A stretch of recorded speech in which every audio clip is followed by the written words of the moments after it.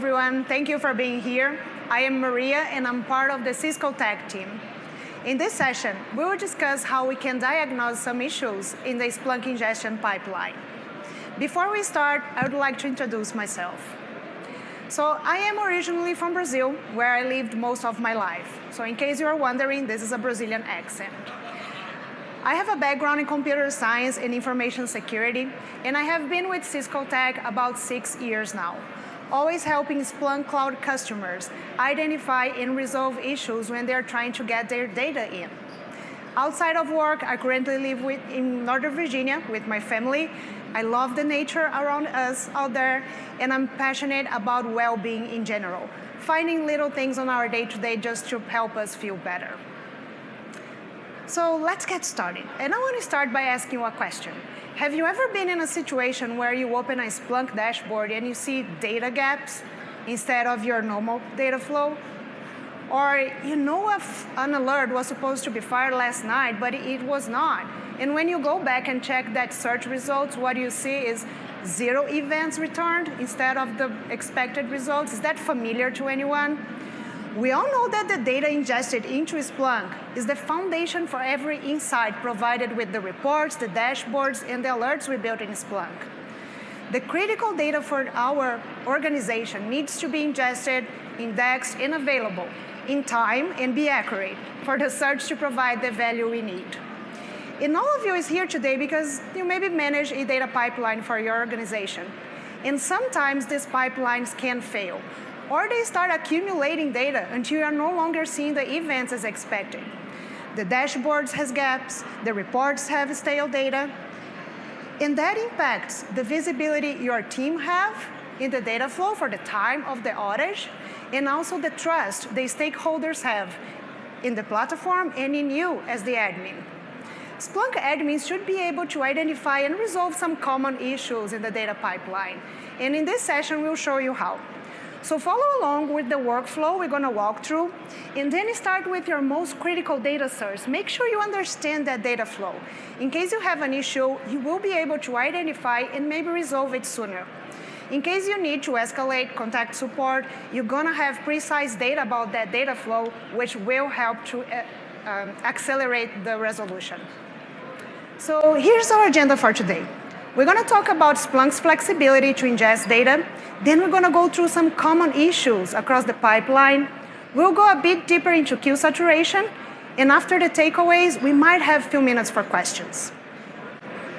So Splunk can ingest many different types of data, any machine data, actually, right? It can, from structured data like your XML, JSON, CSV, to unstructured data like your application logs or syslog data. For some of the common data sources, Splunk will automatically recognize it and parse those events into searchable data.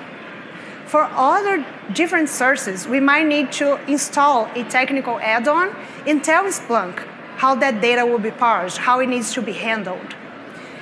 In Splunk base, there are hundreds of technical add-ons for different vendors you can download and install on your Splunk instance. If there isn't one for your application, we can also manually create a props.conf for source type configuration and tell Splunk how to parse that data.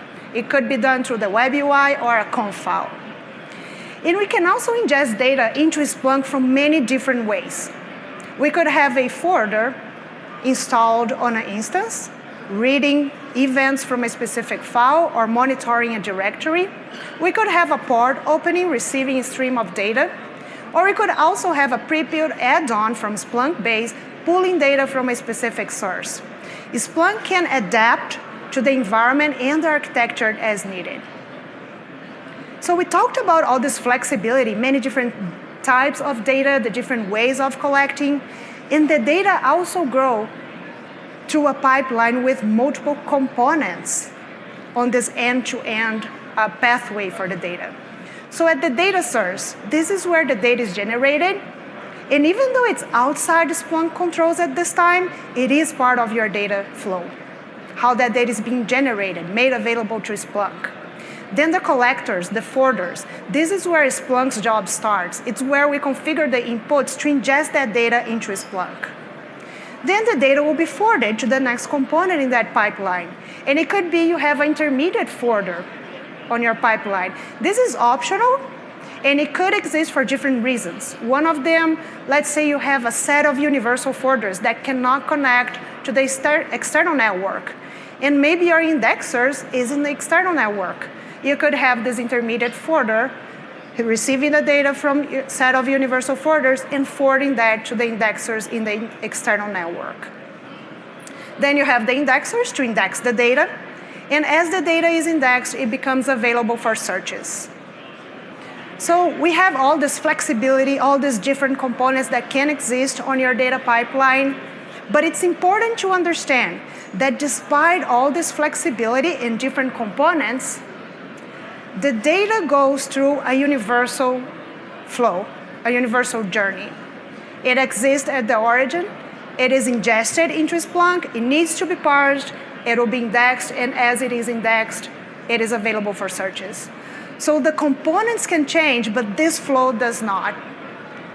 So now we're going to take a look at some issues that could happen at some of the phases that the data will go through. So at the data source.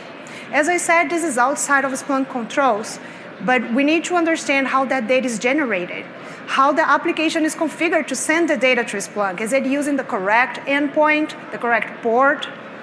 Sometimes there are upstream transformations, let's say a Lambda function manipulating, transforming, or filtering out events before sending it out to Splunk. Timestamp is very important to Splunk, right? When we're doing the searches, we do the search based on that time frame, last 15 minutes, last 1 hour. So Splunk needs to understand what is the time for that specific event. So let's say your events have the time format as month, day, year, and for some reason it changes to day, month, year. So now your event from April 9 will be available on September 4th, and you're looking for last 15 minutes on that April 9. So this is very important to keep it updated. Tell Splunk if something changes. Splunk needs to have permission to read the events from files or monitor a specific directory. And API rate limits can also throttle how the data is being sent to Splunk. So as the data is ingested into Splunk, it then needs to be forwarded to the next component in that pipeline. And during these forwarding phases, most common issue is connection issues, right? It could be firewall is blocking the connections between universal forwarders and indexers, intermediate forwarders and the indexers. And because Splunk uses secure connection between components, it could be certificate issues could also happen. So if it's an invalid certificate, an expired certificate, or for some reason if you have a network device that maybe is intercepting the connection and that certificate is not trusted, the connection will not happen, and Splunk will fail silently with a connection issue, but it won't show you details on what happened. So at this time, we might need to engage with network teams to understand what is needed for that certificate to be accepted. Splunk Cloud needs to have credential package installed on forwarders to communicate with Splunk Cloud indexers. This credential package, they expire from time to time, but as a Splunk Cloud customers, you receive a communication when that will be expired and how to update it. And Splunk is also capable of ingesting data via UDP or TCP, but because of the nature of UDP, it could be events are lost even before Splunk knows it exists. So whenever possible, prefer using TCP for a more reliable data transfer, okay? This is an example of connection errors that we would see in Splunk D logs with cooked connection timeout indicating that this instance cannot reach the next component in that pipeline, and that the IP address it's trying to reach is the one indicating in the logs, okay? Or connection refused. It indicates that this specific instance, it can reach the next component in the pipeline, but for some reason that next component is not accepting connection at this time. It could be that it's so busy processing the data it's receiving right now, or has so much data on its input queue, it's not receiving anything at this time. So as the data is forwarded between components, before it's indexed, it needs to be parsed, right? And it's important to understand where the parsing of that data happens. So we have the universal folders, and we also have the heavy folders. The universal folders are lightweight versions of Splunk. Heavy folders are Splunk Enterprise versions. And the indexers are also Splunk Enterprise. So the parsing of the data happens as Splunk Enterprise version, the first enterprise version that the data goes through. So if you're ingesting data using a universal folder and sending it directly to indexers, the parsing of that data happens at the indexers. But if you are using a heavy folder to ingest your data, or you have a heavy folder acting as an intermediate folder, and then sending the data to the indexers, the parsing of the data starts at that heavy folder, at your local. So here are some common issues that could happen during the parsing phase. Timestamp extraction. If Splunk cannot identify what is the time stamp for a specific event, it will assign the time that the data is being indexed or the data went through a heavy folder, if you have a heavy folder on your pipeline. If Splunk is not capable, it cannot tell when an event starts and ends, it might break one event into multiple lines, or it could merge multiple lines into one event. It could be that you also see half of your event whenever you're searching for results. That could happen if your event is larger than the truncate limit is specified for that specific source type. Data routing issues could also happen because Splunk is capable of manipulating each event, the metadata of each event, and reroute that event to a different index, to a different source type. And if that is not done with attention, it could be it's routed to an expected index, an expected source type, or the data is just dropped. And then during the indexing, we could also have some issues during the indexing phase. If the indexers, for some reason, is very busy, its resources are like maxed out, maybe it's processing a burst of data unexpected at that time, or very busy processing expensive searches, the planned ingestion might get delayed. So you won't see the data as real time or near real time as planned because it's not right now busy with a different unplanned burst of data or very expensive searches running. We can also set a searchable retention time for each index. So let's say we set that searchable retention time for 30 days. And now I'm doing a search and looking for the last 35 days. I want the data from the last 5 days won't be returned since it's just returning for the last 30 days. Knowledge objects can also be created during search time, but that doesn't change the nature of the data that is already indexed, but it can impact the way users are viewing those events. If users do not have permission to those specific knowledge objects, they won't be able to see the events being filtered out by those knowledge objects. So now let's take a look into queue saturation inside Splunk. So inside Splunk, we have its own pipeline that the data goes through, and it's managed by queues. Remember the flow we talked about, that the data is ingested, parsed, and indexed? Inside Splunk, we have a very similar flow. When the data is ingested, it gets into the input queue. Then the data will be parsed by a different set of queues. And that's what you're going to see in Splunk Enterprise. Universal folders will not have that same set of queues. Then, after being parsed, the data will be sent either to the index queue, if it's an indexer, or it will be sent out to the TCP out queue to be forwarded to the next component in that pipeline. And when we're talking about queues, and we want to understand how that queue is behaving, we want to look at the metrics logs.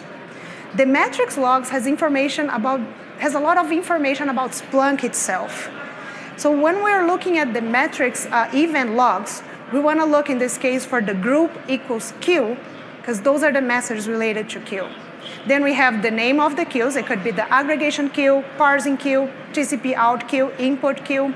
And we also want to understand what its max size and how much of that is being used at this time, the current size. And using the metrics logs, we can run searches like this. And this is available in the hidden slides in case you want to use it. But we can run searches like this to understand how a specific queue or a set of queue is behaving during a time frame.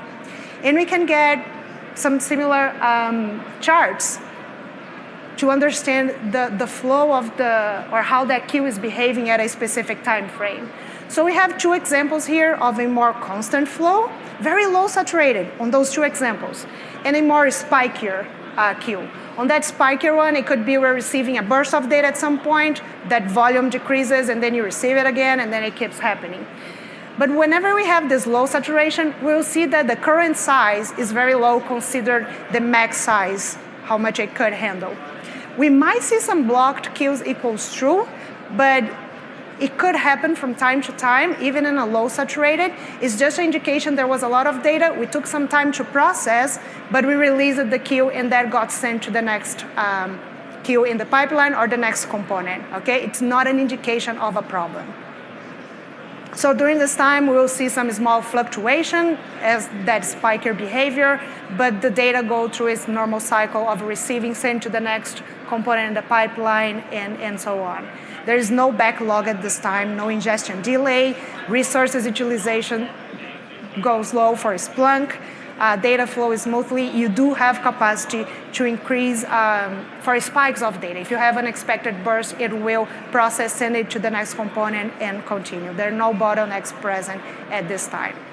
Now a busier instance, but it's still healthy folder, right? We could again have that spikier behavior or just a constant flow of data. During this time, we will see that the current size is a bit closer to its max size because it's busier, it's processing data.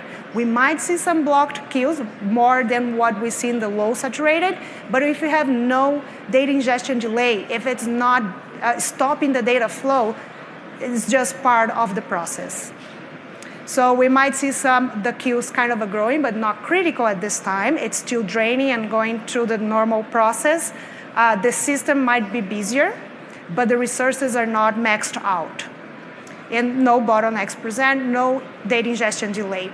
But plan to verify if you have any increase on data volume in the future. Because if you do have, if there are plans to increase the data volume for this specific folder, it might be the folder won't be able to process the data as fast as it is receiving, and that's when we might see queues like this, very saturated at 100% usage or very close to 100% usage. And then yes, we'll see constant blocked equals true, and the current size is very close or the same thing as its max size. And then we do have a problem. And then we might see messages indicating that the data flow stopped, it's paused. And it also shows for how long. It starts at 10 seconds, and then it keeps increasing until that data, that TCP out queue is released to send data out. And we also see messages indicating that I cannot send data to the output queue. I'll retry again. So when that happens, when queues are completely blocked, we need to understand what is causing that issue, because the resolution will depend on that root cause. So let's imagine two different scenarios here. So we have our queues at 100 capacity, and we do have that backlog, okay? Data ingestion delay is happening at this moment. However, we have data going out. There's a throughput. And the resources are not maxed out. They're not at 100% usage. There is capacity available to process data. So what is happening? And with that ingestion delay was 15, 20 minutes, 30 minutes, it keeps increasing. And the downstream is healthy. So your intermediate folder is working just fine, or your indexers is indexing data as expected. However, this instance is not working. So at this time, we want to look, one of the things we want to look is if we are being throttled. Universal folders, they have a max limit of 256 max kbps to send data out to the next component in the pipeline. If we are reaching that limit, we will see messages like this indicating that we have reached that max kbps. So at this time, we want to consider increasing it. And if it's a heavy folder, if we increase it, we need to understand that the next component in that pipeline is able to handle the amount of data that is being received right now. Heavy folders does not have the default setting for this is 0, which is unlimited. So let's say we increase it, but we still have issues. One other thing we can do is increase the queue size. So there are default sizes for each queue, and we can increase that if needed. However, when we do that, we also increase memory usage for the instance. So we need to have that capacity available to increase it. We can also increase the parallel ingestion pipeline for a Splunk instance and tell Splunk to process more data at the same time. But when we do it, it increases CPU usage. So there are guidelines in the hidden slides, and we do recommend following them, because if we increase those to a very high value or to a very high number, it might cause more problems than resolving them. Okay, so in this second scenario, we still have the queues at its maximum capacity, but this time the throughput collapses. Data is not going out. And resource usage, it is at 100. It's all maxed out and still insufficient. So ingestion delay is happening. We can tell by looking at the searches not returning results, and the downstream is healthy. So at this time, we want to consider scaling, increasing the capacity on a specific folder, or adding more folders to deal with the amount of data that specific folder is receiving right now. So here is actual use case. So we have this folder configured to send data out to 3 different output groups. And everything works fine for one output group. We are able to receive data on that specific index, search on this, but not for the other 2. And after a few minutes, the data flow stops for everything. Even the one that was working is no longer working. So we want to look at the internal logs and understand what is going on. So we collect a diagnostic file from that instance, and when we look at the metrics files, that's what we see. Completely blocked queues. The TCP out queue is completely blocked, and as that queue is blocked, the parsing queue cannot send data out. And it starts accumulating until it becomes blocked as well, okay? So when we're looking at the TCP or at the Splunk D logs to try to understand what is going on, we see cooked connection timeout. We know there is a connection issue going on. And we also see indications that the TCP flow stopped. Data is not going out for a longer time already. So since we know there's connectivity issues going on, we want to test that connectivity, understand what is going on. We confirm there's no connectivity for the servers specified in the TCP out group. Engage with the network team to understand how, if that can be allowed, what are the next steps to make it happen. And then after that connection is allowed, data flow, and we are able to see it in the indexes, okay? So we covered a lot of ground here. We talked about Splunk's flexibility to ingest data, the many different ways, the many different types of data, and the many different components that can exist on your pipeline. And don't forget that the data source is also part of your data pipeline.